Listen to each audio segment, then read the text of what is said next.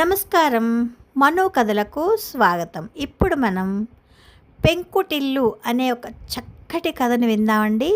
కథ రచించిన వారు వీరేశ్వరరావు మూల. ఇక కథలోకి వెళ్తున్నానండి.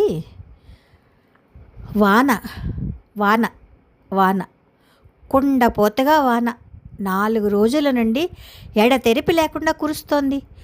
చెట్లు పిచ్చి పట్టినట్లు పోనుకు వచ్చిన మనుషులా ఊగిపోతున్నాయి. పల్లం ప్రాంతంలోకి నీరు చేరుతోంది. వాగులు వేగంగా ప్రవహిస్తున్నాయి. ఏళ్ల తరబడి పొడమితో సావాసం చేసిన చెట్లు నేల కూలుతున్నాయి. అగ్రహారంలోని 6వ ఇల్లు పెంకుటిల్లు మేఘం గర్జనకి కూలిపోయింది. నేల మీద చెల్లాచెదురైన ఇటుకలు పెంకులు మిగిలాయి. స్థలం ఆస్ట్రేలియా. సాఫ్ట్వేర్ ఇంజనీర్ శేఖర్ ఆందోళనగా ఉన్నాడు. ఎన్నిసార్లు ఇండియాలో ఉన్న తన తల్లికి ఫోన్ చేసినా స్విచ్ ఆఫ్ అనే వార్తే వస్తోంది. వార్తల ద్వారా ఆంధ్రప్రదేశ్లో తుఫాను అని తెలుస్తోంది. శేఖర్ తల్లి గిరిజాదేవి గురించి క్షేమ సమాచారం తెలియలేదు. అమ్మ ఎలా ఉందో శేఖర్ అన్నాడు.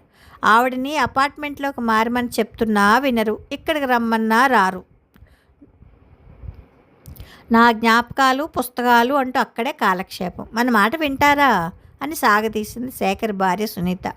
శేఖర్ ఇండియాలో ఉన్న మేనమామకి ఫోన్ చేసి తల్లి యోగక్షేమాలు అడిగాడు. ఫోన్ నెంబర్ మారిందేమో అన్నాడు శేఖర్ మేనమామ. 10 రోజుల తర్వాత శేఖర్ ఆస్ట్రేలియా నుండి ఇండియా వచ్చాడు. అగ్రహారంలోని 6వ ఇంటికి వచ్చాడు. ఇటుకలు పెంకులు పగిలిన గోడలు కనిపించాయి. ఈ ఇంట్లో ఉన్న అమ్మగారికి ఏమవుతారు అడిగాడు ఆ దారిన వెళ్ళే కూరలవాడు. వారబ్బాయిని. ఆ ఇల్లు కూలిపోయిన దగ్గర నుండి ఆమె కనబడడం లేదు. కూరలు కొనేటప్పుడు మీ కబుర్లే చెప్పేవారు. శేఖర్కి కంగారు పట్టుకుంది. అమ్మ ఏమైనట్లు? ఒక చోట ఆమె పాత ఎర్రచీర ముక్క కనపడింది. తుఫానుకు ముందు అమ్మ ఎర్రచీరతో ఉందా అని అనుమానించాడు. పనివాళ్లతో పెంకులు ఇటుకలు వేరు చేయించి గుట్టగా పోయించాడు. గిరిజాదేవి ఆచూకీ కనపడలేదు. బహుశా సురక్షిత ప్రదేశానికి వెళ్ళింది, లేక సజీవ సమాధి అయిందా? నో, అలా జరగదు. సమ్వేర్ షీ ఈజ్ సేఫ్ మనసులో అనుకున్నాడు శేఖర్. 2 రోజులు అగ్రహారంలో తిరిగాడు. ఎవ్వరూ గిరిజ గురించి చెప్పలేకపోయారు. Police complaint ఇద్దామనుకున్నాడు.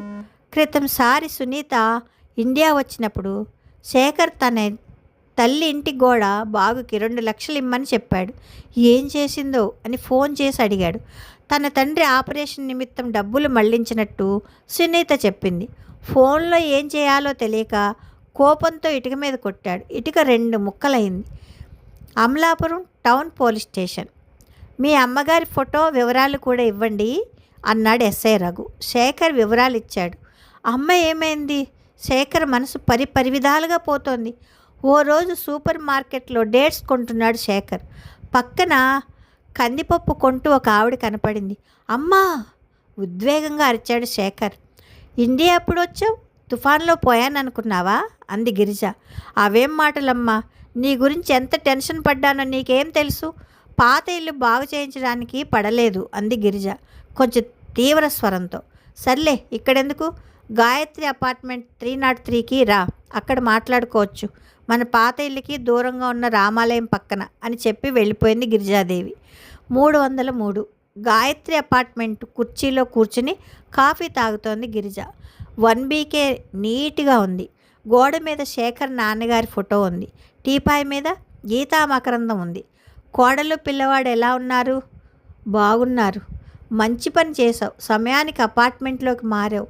నేను చేసేది ఎప్పుడు మంచి పనే. అచ్చమ్మ, ఆ కేటరింగ్ అతనికి చెప్పు, ఇద్దరికి భోజనం కావాలని అంది గిరిజ. అలాగే అంది అచ్చమ్మ. గిరిజ లాయర్కి ఫోన్ చేసింది. రండి లాయర్ గారు, సమయానికి మా అబ్బాయి వచ్చాడు, ఓ అరగంటలో రండి అంది. ఫోన్ పెట్టేశాక శేఖర్ అడిగాడు, లాయర్ ఎందుకమ్మా? అయినా అమ్మ, పాత ఇంటి స్థలం వెంచర్కి బాగుందని real estate business man Bangararaju అన్నారు. శేఖర్ ఉత్సాహంగా అన్నాడు. ఏం మాట్లాడకుండా ఖాళీ కప్పుని కింద పెట్టింది గిరిజ. అరగంటలో లాయర్ వచ్చాడు. అమ్మా నమస్కారం అన్నాడు. నమస్కారం లాయర్ గారు, విల్లు చదవండి, అబ్బాయి సాక్షి సంతకం పెడతాడు అంది. గిరిజ, విల్లా? ఎందుకు? నేను ఒక్కడినే కదా బాధగా అన్నాడు. తొందరపడకు, పూర్తిగా విను. లాయర్ చిదంబరం చదవడం మొదలుపెట్టాడు వీలునామా. అమలాపురం భూపయ్య అగ్రహారం కాపురస్తులు మందా గిరిజాదేవి వ్రాయు వీలునామా లేక మరణ శాసనము. నా భర్త ద్వారా సంక్రమించిన 5.5 సెంట్ల స్థలం, రిజిస్ట్రేషన్ నెంబర్ 406/7, పెంకుటిల్లు ఉన్న స్థలం, భర్త స్వాజితం కావున భర్త మరణానంతరం ఆ స్థలంపై క్రయ విక్రయ హక్కులు కలిగి ఉన్నాను. ఆ స్థలంను నేను నా పూర్తి సమ్మతితో శబరి ట్రస్ట్ వారికి వృద్ధాశ్రమం కట్టుకొనుటకు ఇచ్చుచున్నాను. ఇందులో వాదోపవాదములకు అవకాశం లేదు. ఇట్లు మందా గిరిజాదేవి. శేఖర్ ఒక్కసారిగా అవాక్కయ్యాడు. కనీసం మనవడి గురించి ఆలోచించలేదా అన్నాడు శేఖర్. ఆలోచించానురా, నా కొడుకు ఆర్థికంగా స్థితిలోనే ఉన్నాడు. ఎంతోమంది వృద్ధాప్యంలో సరైన ఆదరణ లేక నిర్లక్ష్యానికి గురై ఎన్నో బాధలు పడుతున్నారు. వారికి కనీసం నా వంతు సాయం నేను చేయాలనుకున్నా. నా భర్తకి ప్రభుత్వ ఉద్యోగం వల్ల నాకు పింఛను వస్తుంది.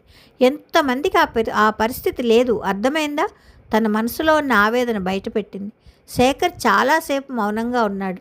నీది చాలా విశాలమైన మనసు అని తల్లి పాదాలకు నమస్కరించాడు శేఖర్. అమ్మా, ఆయన సాక్షి సంతకం పెడితే ఒక కాపీ మీకు, ఇంకొకటి శబరి ట్రస్ట్కి ఇవ్వాలి అన్నాడు లాయర్ కోర్టుకి వెళ్లే తొందరలో. శేఖర్ సాక్షి సంతకం పెట్టాడు. నీకు ఇష్టమని ఆనపకాయ ములక్కాయ ముక్కల పులుసు తెప్పించాను అంది గిరిజ. చాలా కాలానికి శేఖర్ తృప్తిగా భోజనం చేశాడు.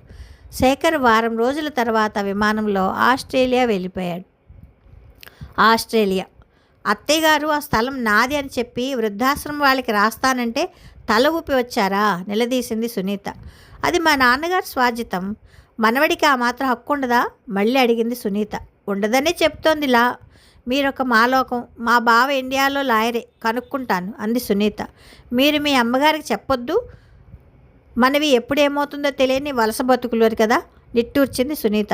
అదుగో రీటా మొగుడికి ఉద్యోగం టాటా చెప్పిందట, పెద్ద కంపెనీ, అందులోనూ IBM. ఇప్పుడు వాళ్ళు డైలమాలో పడ్డారు, ఇండియా వెళ్ళాలా లేక ఇక్కడ ఉండాలా అని. అమ్మ నిర్ణయం రాత్రి బావతో మాట్లాడాలి అని గట్టిగా నిశ్చయించుకుంది సునీత. సునీత అత్తగారి మీద కేసు వేసింది. ఆ స్థలం మామగారికి వారసత్వం ద్వారా వచ్చినదని, అత్తగారి మానసిక స్థితి బాగోలేదని, పాత డాక్యుమెంట్లు ఎక్కడో పడేశారని, ఆ సమయంలో రాసిన విల్లు చెల్లదని, కోర్టులో విషయం తేలకుండా ఎటువంటి నిర్మాణాలు చేపట్టకూడదని, తన కొడుకుకు కూడా వాటా ఉందని కోర్టు స్టే ఇచ్చింది. గిరిజాదేవికి కోపం వచ్చింది.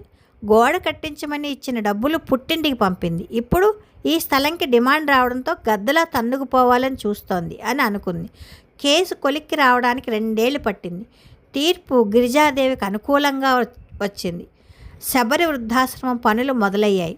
వృద్ధాశ్రమం ప్రారంభోత్సవ సమయంలో గిరిజాదేవికి అకస్మాత్తుగా గుండె నొప్పి రావడంతో అక్కడికక్కడే కుప్పకూలిపోయారు. గిరిజాదేవి అంత్యక్రియల సమయానికి శేఖర్ ఆస్ట్రేలియా నుండి వచ్చాడు. తలకొరివి పెడదామనే సమయంలో లాయర్ అడ్డుపడ్డాడు. మీ అమ్మగారి విల్లు ప్రకారం ఆశ్రమ నిర్వాహకుడు ముకుందం తలకొరివి పెట్టాలి. ఇది తన చివరి కోరిక. అమలు జరిగేలా చూడమని నాకు చెప్పారు. విల్లు కాపీ చూడు. విల్లులో లేదు. నదిలో అస్థికలు కలపడానికి అర్హులవుతారు. ఆస్తి లేదు కానీ అస్థికలు ఇచ్చారా? అదేమైనా బంగారమా? ఎముకలేగా వెటగారంగా మాట్లాడింది సునీత. శేఖర్ సజల నేత్రాలకు విల్లులోని అక్షరాలు మసమసకగా కనిపిస్తున్నాయి. సునీత మొబైల్ చూసుకుంటోంది. ముకుందం మండుతున్న కట్టెతో గిరిజాదేవి తలవైపుకు నడిచాడు. కథ సమాప్తం. భలే ఉందండి కథ. ఏమిటోనండి, నాకు ఇలాంటి కథలు చదివినప్పుడు కొంచెం బాధ అనిపిస్తుంది. నేనేం కామెంట్ చేయలేను.